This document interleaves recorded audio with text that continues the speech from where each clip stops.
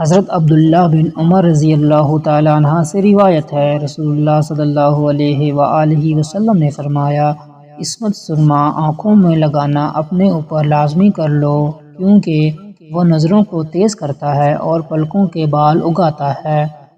سنن ابن ماجہ، حدیث نمبر 3495۔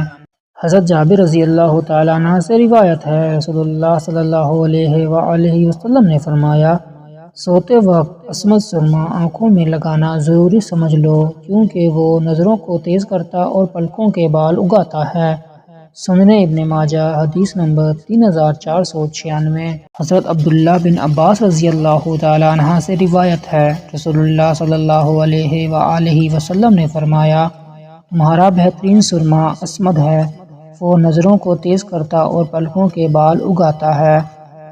سنن ابن ماجہ، حدیث نمبر 3497۔